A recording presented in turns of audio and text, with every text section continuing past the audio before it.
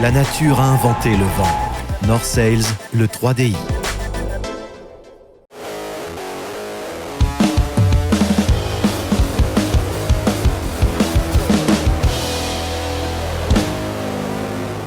Vendée Globe, la boucle est presque bouclée. Il reste 4 marins en mer, dont 2 hors course.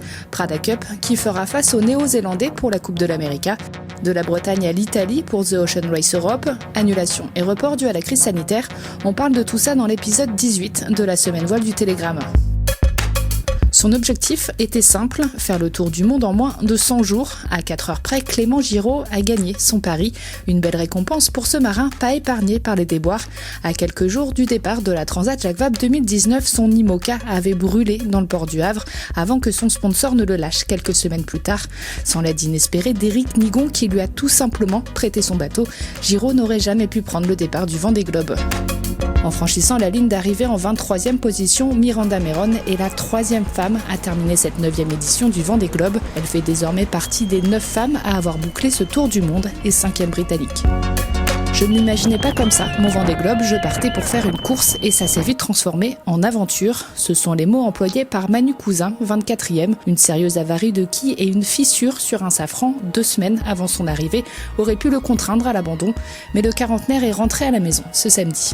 Il ne reste plus que 2 solitaires en course, Alexia Barrier et le Finlandais Harry Usela, et 2 hors course, Isabelle Josque et Samantha Davis. Racheter les monocoques IMOCA ayant été menés par des armelles, tel semble être le credo de Louis Burton. En 2016, avant le départ du Vendée Globe, il avait racheté le 60 pieds d'Armelle Lecléache, vainqueur 74 jours plus tard.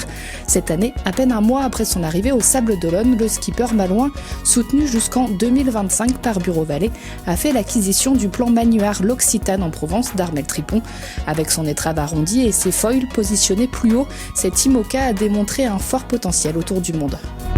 La ville de Gênes, en Italie, accueillera l'arrivée de The Ocean Race Europe en juin prochain. Le départ, lui, sera donné en mai d'un port breton. On parle de Lorient, au lieu de la course au large en France, mais aussi de Douarnenez. Un tour de l'Europe ouvert aux monotypes VOR 65 et aux IMOCA qui se disputera en équipage de 4 avec la présence obligatoire d'une femme à bord. Justine Métro est annoncée dans l'équipe de Charlie Wright. En IMOCA également, Nicolas Troussel et Louis Burton, à la barre de son bureau Vallée 3, ont annoncé leur intention d'y participer. Le premier a 7 points gagnés son ticket d'entrée pour accéder à la Coupe de l'Amérique. Et c'est chose faite pour les Italiens de Luna Rossa qui ont nettement dominé les équipiers de Ben Hensley sur le score de 7-1. Rendez-vous du 6 au 21 mars prochain pour la 36e Coupe de l'Amérique face au Defender Team New Zealand. On ne voit plus que 3 mâts dépassés de l'eau. Construit à Toulon en 1976 pour Alain Colas, le 4 mâts de 72 mètres, d'abord connu sous le nom de Club Méditerranée, puis de Fosséa, après avoir été racheté par l'homme d'affaires Bernard Tapie, a été ravagé par un incendie en Malaisie. Le géant a ensuite coulé. Sous les couleurs de Club Méditerranée, Alain Colas avait terminé 2e en temps réel de la Transat anglaise en 1976, derrière Éric Tabarly.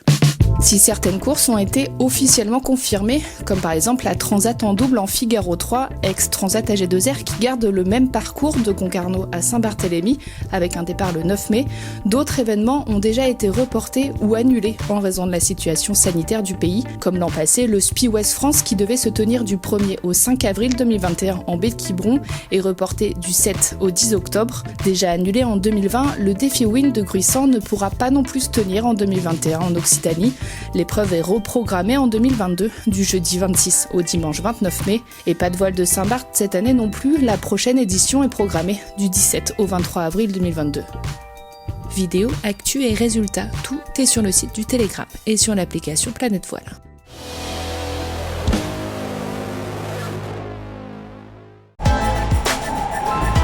North Sails vous a présenté la semaine voile du Télégramme.